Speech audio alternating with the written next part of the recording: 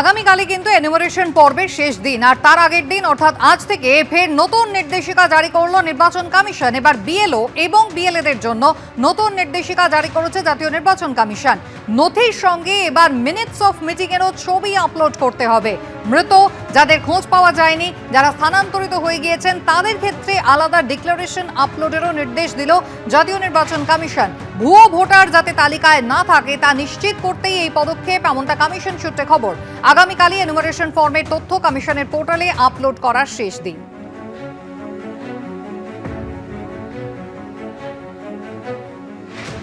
একদিনের মধ্যে প্রত্যেকটা বিএলওকে, বিএলএ এবং তাদের নির্দিষ্ট অঞ্চলে সুপারভাইজারের সঙ্গে মিটিং করতে হবে এবং সেটা এই একদিনের মধ্যে সেই ছবিটাও আপলোড করতে হবে, যেটা কখনোই সম্ভব নয়। যেটা বিএলওদের উপরে ক্রমাগত একটা প্রেশার দেওয়া হচ্ছে, মানসিকভাবে একটা অত্যাচার দেওয়া করা হচ্ছে।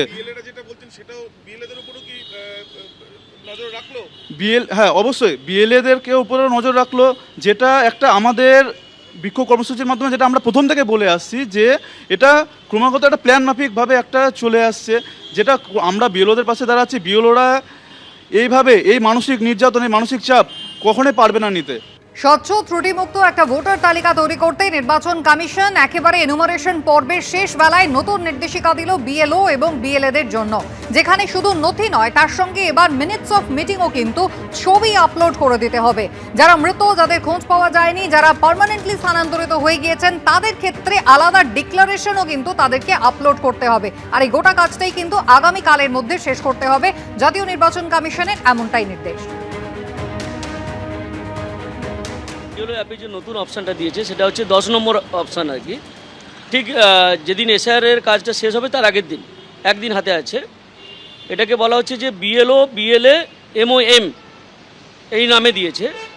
এর মূল উদ্দেশ্য হচ্ছে যে কোনো ভুয়ো ভোটারের নাম ঢুকেছে কিনা, বা কোনো মৃত ভোটারের নাম ঢুকেছে কিনা, কোনো শিফটেড ভোটারের নাম ঢুকেছে কিনা, এই ধরনের যদি কোনো অ্যানোমেলি থাকে সেটা যাতে না থাকে সেটাকে নিশ্চিত করার জন্য নির্বাচন কমিশন চেষ্টা করছে। নির্বাচন কমিশনের উচিত ছিল আগে থেকেই এই ধরনের প্রস্তুতিগুলো নিয়ে রাখা।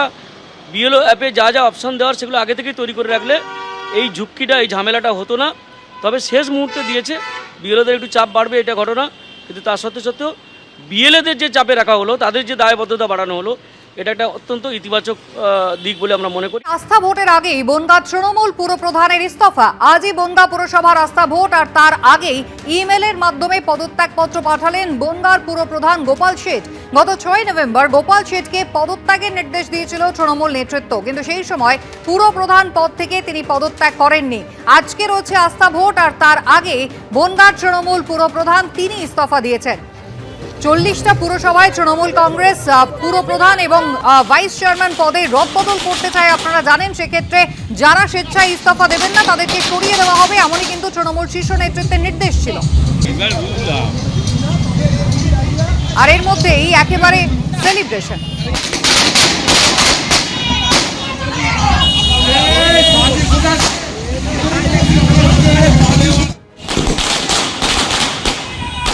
গোপাল শেঠ ইস্তফা দিলেন, আর তারপরেই উচ্ছ্বাস বিরোধী গোষ্ঠীর কাউন্সিলরদের।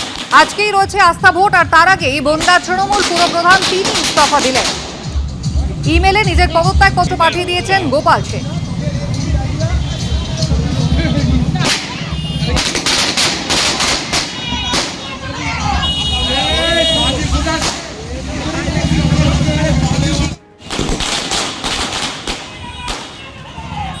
দলের নির্দেশ মেনে এবং সুব্রত বক্সী এবং ফিরাদ হাকিম দুজনেই ওনাকে ফোন করেছিলেন যে রিজাইন করার জন্যে।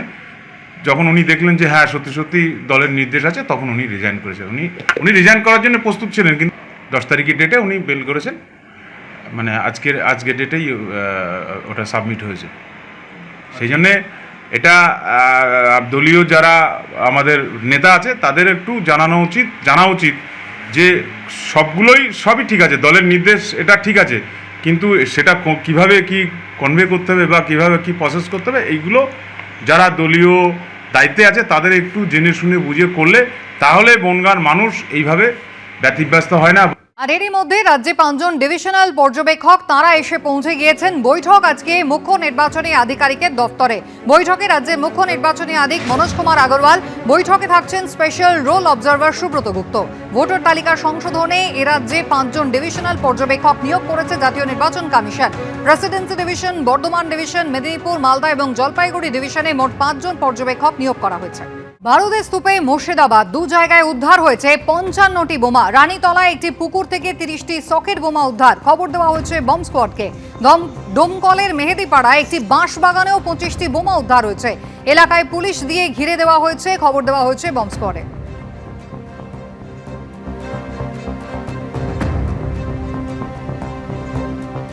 এবিপি আনন্দ, এগিয়ে থাকে, এগিয়ে রাখে।